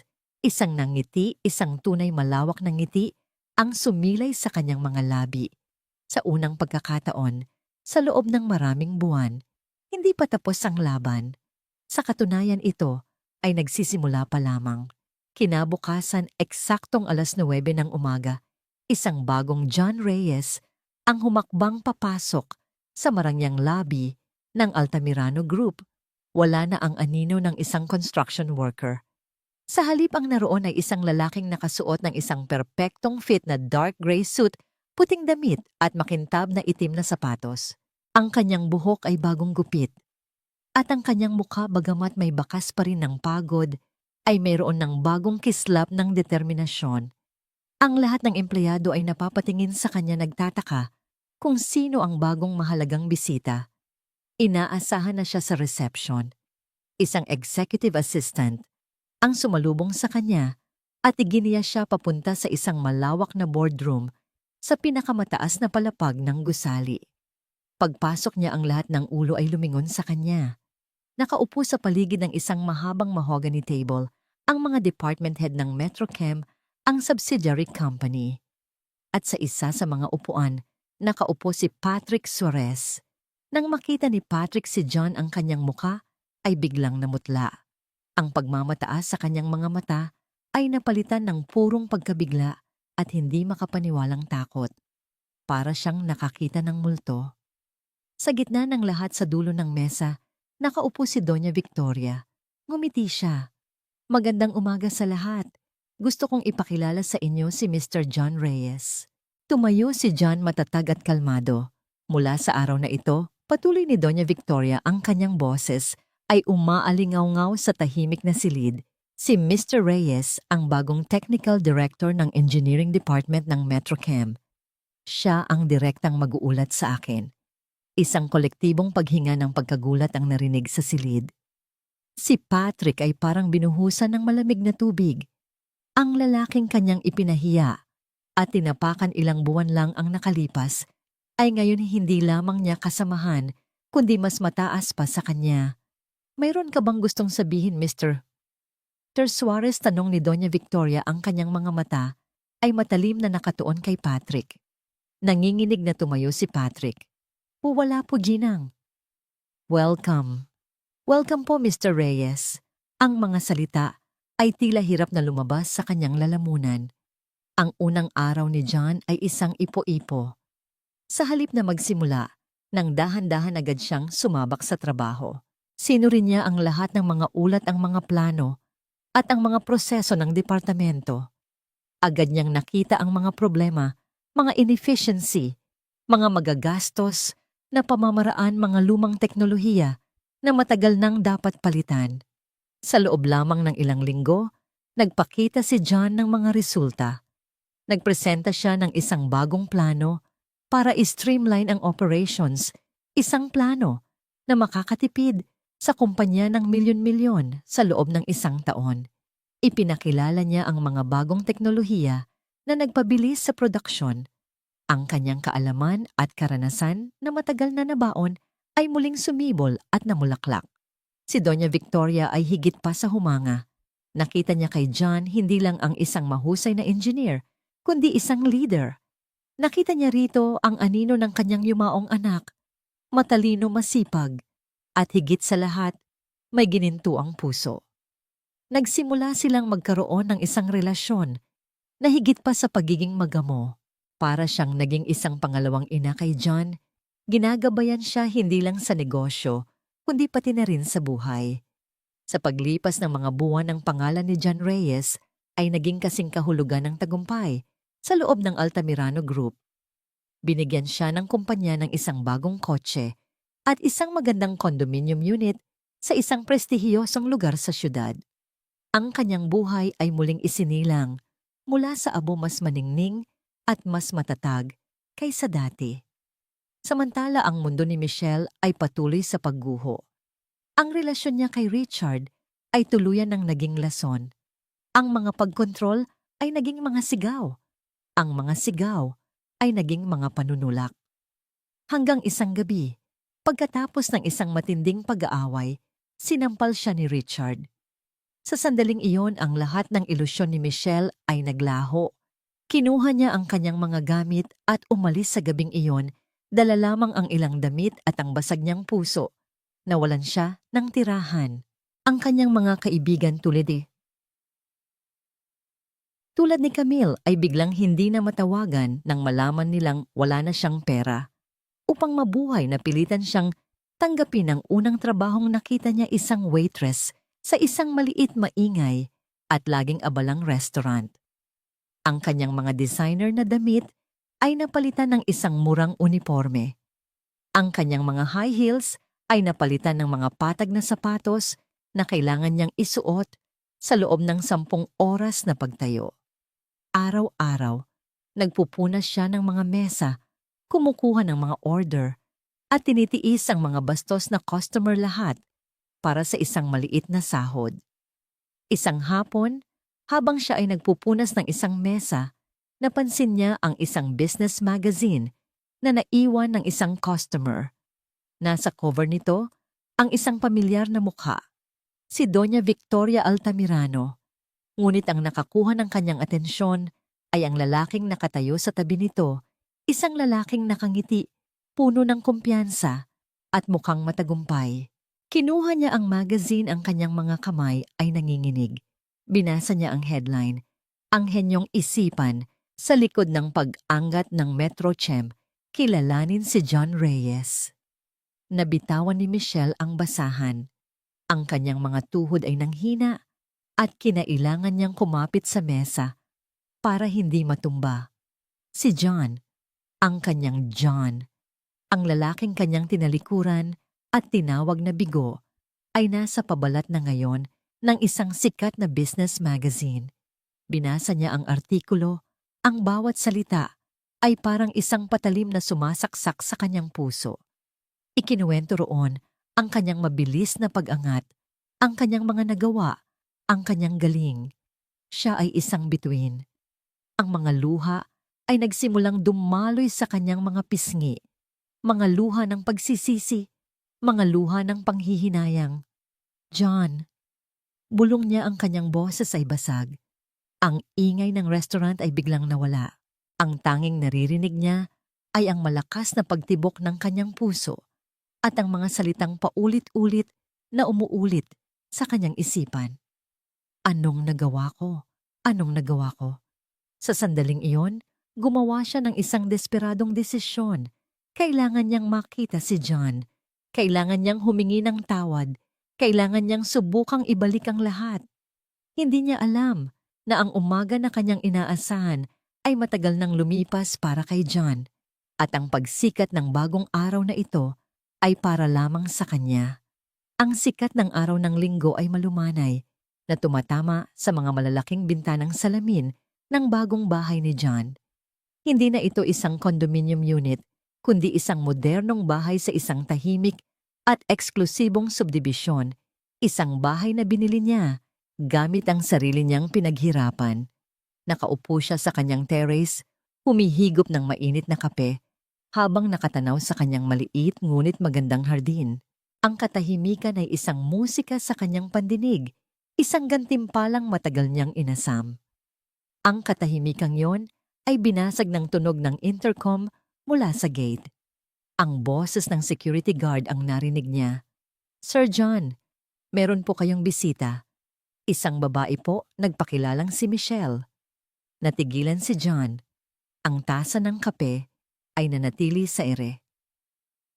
Michelle, isang pangalan mula sa isang nakaraang buhay. Isang pangalan na matagal na niyang hindi narinig ngunit hindi kailanman tuluyang nalimutan. Isang parte niya ang gustong sabihin sa gwardiya na paalisin ito, ngunit isang mas malaking parte niya ang nagsasabing kailangan niya itong harapin para sa huling pagkakataon. "Papasukin mo siya." Mahinahon niyang sagot. Tumayo siya at pumasok sa loob ng bahay. Naghintay siya sa sala. Ilang sandali lang bumukas ang pinto. Pumasok si Michelle. Ang kanyang damit ay simple at medyo luma. Ang kanyang buhok ay walang ayos. Ang kanyang mukha ay payat at may mga bakas ng paghihirap. Malayo sa babaeng palaging nakaistilo na kanyang minahal at sa babaeng puno ng galit na umalis sa kanya. Sa isang iglap nakaramdam si John ng awa. Nang makita ni Michelle si John nakatayo roon, matikas kalmado, sa gitna ng isang bahay na sumisigaw ng tagumpay, ang lahat ng kanyang pinaghandaang salita ay nawala. Ang kanyang mga binti ay biglang nanghina at sa isang desperadong kilos, Lumuhod siya sa sahig. John, patawarin mo ako. Humagulgol siya, ang kanyang katawan ay nanginginig. Pakiusap, patawarin mo ako. Naging bulag ako. Naging makasarili ako. Bobo ako. John, isang malaking tanga. Hindi gumalaw si John. Pinanood lang niya ito. Walang galit, walang saya. Sa kanyang nakikita, tanging isang malalim na kalmadong pagtanggap. John, pakiusap, bigyan mo ako ng isa pang pagkakataon. Patuloy ni Michelle sa pag-iyak. Nagbago na ako. Nalaman ko ang pagkakamali ko. Magiging mas mabuting asawa na ako sa'yo. Pakiusap, tanggapin mo ako pabalik. Huminga ng malalim si John at dahan-dahang lumapit. Hindi para saktan siya, kundi para tulungan siyang tumayo. Nakatayo si John sa gitna ng kanyang bakuran. Ang bahay ay perpekto, malinis, moderno at tahimik. Ngunit ang hardin sa likod ay isang blangkong canvas. Isang malawak na espasyo ng lupa at damo, naghihintay na mabigyan ng buhay. Habang pinagmamasdan niya ang kawalan, isang pamilyar na pakiramdam. Ang bumalik sa kanya ang pakiramdam ng pagkukulang. Mayroon na siyang lahat ng bagay na kinuha sa kanya ng tadhana, tagumpay, seguridad, respeto. Ngunit ang isang bahay ay hindi nagiging tahanan dahil lamang sa magagandang muebles at mamahaling pader.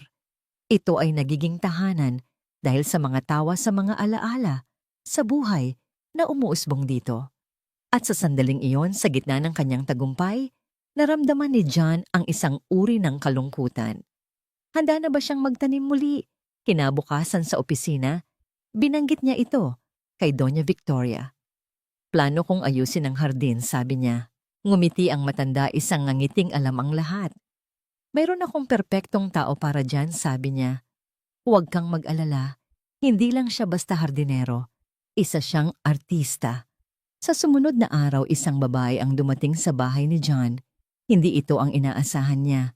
Bata pa ito, marahil nasa kalagitnaan ng kanyang 20s, may suot na simpleng maong at puting t-shirt. Ang kanyang buhok ay nakatali sa isang magulong ponytail at sa kanyang mga mata ay may kislap ng katalinuhan at matinding focus. Magandang umaga, Mr. Reyes. Ako si Leah, pagpapakilala niya. Iniabot ang kanyang kamay. Ang kanyang pagkakamay ay matatag at puno ng kumpiyansa. Sinabi sa akin ni Doña Victoria na kailangan mo ng tulong sa iyong hardin. Iginiya siya ni John sa likod bahay. Inaasahan niyang mamamangha si Leah sa laki ng bahay o sa ganda ng lokasyon. Ngunit ang tanging pinansin nito ay ang lupa.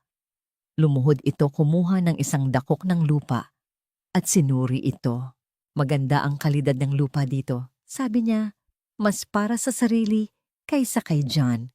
Ano po ang nasa isip ninyo, sir? Isang hardin na puno ng mga imported na bulaklak, fountain, mga estatwa, may bahid ng pang-uuyam sa kanyang tono.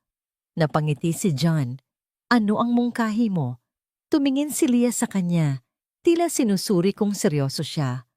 Kung ako ang masusunod, nagsimula siya, ang kanyang boses ay biglang napuno ng pagnanasa.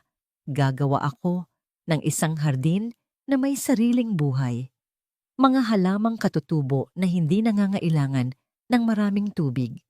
Isang maliit na vegetable garden sa isang sulok para mayroon kayong sariwang ani. Isang puno na magbibigay ng lilim kung saan pwede kayong magbasa ng libro. Hindi isang hardin para ipagmayabang, kundi isang hardin para tirahan. Natigilan si John. Ang kanyang mga sinabi ay eksakto kung ano ang nasa isip niya, mga salitang hindi niya kayang bigkasin. Isang hardin na simple, sustainable, at may kahulugan. Gusto ko yan, sabi ni John, at sa pagkakataong yun, ang relasyon nila ay nagbago. Hindi na sila kliyente at kontraktor. Sila ay dalawang taong may parehong pananaw. Ang kanilang pag-uusap ay lumalim. Mula sa mga uri ng halaman, napunta ito sa kahalagahan ng pagtitiis, sa kagandahan ng mga bagay na dahan-dahang lumalago, at sa kapayapaan na dulot ng pag-aalaga sa isang bagay na buhay. Sa unang pagkakataon, mula nang umalis si Michelle, naramdaman ni John ang isang koneksyon sa isang babae, isang koneksyon na hindi batay sa pangangailangan o sa nakaraan, kundi sa pagkakapareho ng kanilang mga kaluluwa. Ang pag-uusap nila ni Leah ay nag-iwan ng isang malalim na epekto kay John. Ang mga salita tungkol sa paglago, pagtitiis, at mga pundasyon ay nagbalik sa kanyang isipan ng isang mukhang kulubot na dahil sa araw, ngunit laging may ngiti sa mga labi. Si Mang Gregorio. Isang biglaang pag-aalala at hiya ang bumalot sa kanya. Sa gitna ng kanyang mabilis na pag-angat, hindi na niya muling naisip ang matandang nagbigay sa kanya ng pagkain noong buhay siya ay walang-wala. Paano niya nagawang kalimutan? Sa sandaling iyon, kinuha niya ang kanyang telepono at tinawagan ang kanyang personal assistant. Mark, kailangan ko ng pabor. Noong nagtatrabaho pa ako sa construction site ng gobyerno, meron akong isang kasamahan doon. Ang pangalan niya ay Gregorio. Mang Gregorio ang tawag namin sa kanya.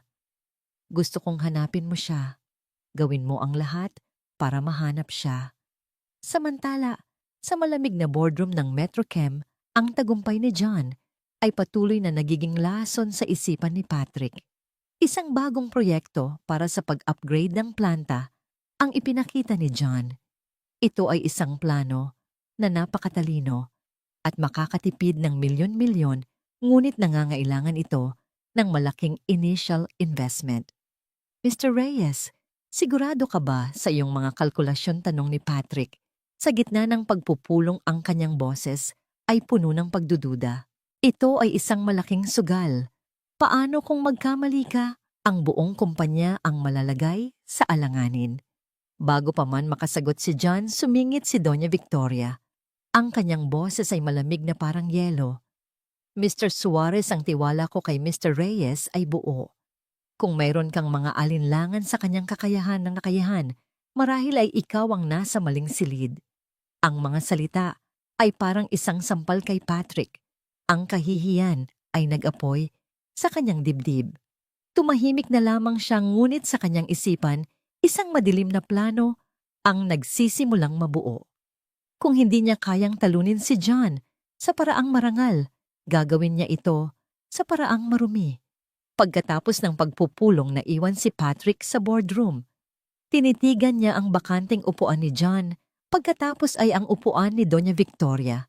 Ang kanyang mga kamay ay ikinuyom niya ng mahigpit. Ang inggit ay parang isang ahas na unti-unting lumalamon sa kanyang pagkatao. Gagawin niya ang lahat para mapabagsak si John Reyes, kahit na ito pa ang ikasira niya. Gabi na nang tumunog ang telepono ni John. Si Mark ang kanyang assistant. Sir, nahanap na po namin ang impormasyon tungkol kay Mang Gregorio, sabi ng boses sa kabilang linya. Isang ngiti ang sumilay sa labi ni John. Magaling! Nasaan siya? Bigyan mo ako ng address. Isang sandali ng pag-aalinlangan ang sumunod bago sumagot si Mark. Sir, nakuha po namin ang address. Pero ayon po sa record ng kontraktor, matagal na po siyang huminto sa pagtatrabaho. Nagkaroon daw po ng malubhang sakit ang isa sa kanyang mga apo at ang lugar kung saan sila nakatira. Sir, isa po ito sa mga pinakamahirap na komunidad sa Maynila. Ang ngiti ni John ay nawala. Napalitan ito ng isang mabigat na pag-aalala. Ang hardin ay maaring maghintay. May isang mas mahalagang bagay na kailangan niyang diligan. Ang malamig na liwanag mula sa projector ay tumatama sa mukha ni John, ngunit ang kanyang tindig ay nananatiling matatag. Nasa harap siya ng mga pinakamahahalagang business partner ng Altamirano Group. Ipinipresenta ang mga huling detalye ng kanyang panukalang proyekto. Sa isang sulok ng silid, nakaupo si Patrick. Ang kanyang mukha ay kalmado, ngunit ang kanyang mga mata ay mayroong nananabik na kislap. Ang lason ay naikalat na niya. Kailangan na lang niyang hintayin itong gumana. Pagkatapos ng presentasyon ni John, isa sa mga investor, isang matandang lalaki na kilala sa kanyang pagiging konserbatibo, ang umubo para makuha ang atensyon ng lahat. Mr. Reyes, isang kahangahangang presentasyon, sabi nito. Ngunit may nakarating sa aming isang impormasyon. Isang anonymous na email na nagsasabing may mga malubhang pagkukulang sa iyong structural analysis. Isang panganib na maaaring magdulot ng catastrophic failure sa hinaharap. Ano ang masasabi mo rito? Isang nakabibinging katahimikan ang bumalot sa silid. Ang lahat ng mga mata ay napunta kay John. Nakita ni Patrick ang pagkataranta sa mga mukha ng ibang investor. Ngumiti siya sa kanyang sarili. Ito na, ang simula ng pagbagsak. Ngunit si John ay hindi natinag at si Doña Victoria na nakaupo sa tabi niya ay lalong hindi. Salamat sa iyong tanong, Mr. Tanaka. Sagot ni Doña Victoria, ang kanyang boses ay kasing talim ng isang kutsilyo. Inaasahan na namin ito. Nagulat ang lahat, lalo na si Patrick. Ipinag-utos ni Doña Victoria sa kanyang technical staff na ipakita ang isang bagay sa screen. Ang presentasyon ni John ay nawala at napalitan ito ng isang security footage mula sa hallway ng opisina noong nakaraang gabi. Malinaw na ipinapakita nito si Patrick na maingat na pumapasok sa opisina ni John matapos umalis ang lahat. Ang susunod na ipinakita ay ang computer access log. Ipinakita nito na ang isang file na may pangalang Project Analysis Final ay kinopya mula sa computer ni John patungo sa isang external drive eksakto sa oras kung kailan naroon si Patrick. Ang huling ebidensya, isang kopya ng email na ipinadala sa mga investor. Ang digital footprint nito, nang itrace ng kanilang IT experts, ay malinaw na nagmula sa isang computer sa isang internet cafe na ilang metro lang ang layo sa condominium na tinitirhan ni Patrick. Ang mukha ni Patrick ay nawalan ng kulay. Para siyang pinagsakluban ng langit at lupa. Sa Altamirano Group nagsalita si Doña Victoria, ang kanyang boses ay mababa. Ngunit umaalingaw sa bawat sulok ng silid. Pinahahalagahan namin ang talento at integridad. Ang mga taong gumagamit ng maruruming pamamaraan para manira ng kapwa ay walang lugar dito. Tumingin siya sa security chief na naghihintay sa may pinto. Ilabas niyo si Mr. Suarez. 2 unipormadong gwardiya ang lumapit kay Patrick. Walang sino man ang nagsalita. Walang sino man ang gumalaw para tulungan siya. Hinawakan nila ang kanyang mga braso at ineskortan siya palabas. Habang dumadaan siya kay John, ang kanilang mga mata ay nagtagpo sa huling pagkakataon. Walang nakita si Patrick sa mga mata ni John. Walang galit, walang pagtatagumpay. Tanging awa. Ang huling imahe na nakita ng lahat kay Patrick Suarez ay ang kanyang bagsak na balikat habang siya ay nawawala sa likod ng mga pinto ng boardroom, tinatapos ang kanyang karera sa kahihiyan. Kinahapunan, matapos ang matagumpay na pagpupulong, minamaneho ni John ang kanyang sasakyan papasok sa isang masikip at magulong eskinita. Ang magagandang kalsada ng kanyang subdibisyon ay napalitan ng maputik at bakubakong daan. Huminto siya sa harap ng isang dikit-dikit na mga barong-barong. Dito nakatira si Mang Gregorio. Naabutan niya ang matanda sa labas, nakaupo sa isang kahoy na bangko habang pinapaypayan ang kanyang natutulog na apo na may lagnat.